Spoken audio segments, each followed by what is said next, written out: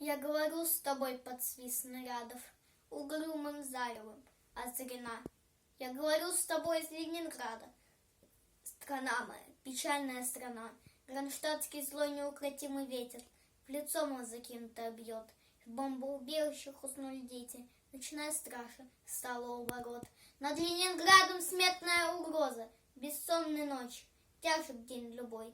Но мы забыли, что такое слезы, что называлось страхом и мольбой. Я говорю, нас, граждан Ленинграда, не поколеблет грохот канонад. И если завтра будут баррикады, мы не покинем наши баррикад. И женщины с бойцами станут рядом, и дети нам патроны поднесут. И над всеми нами зацветут старинные знамена Петрограда.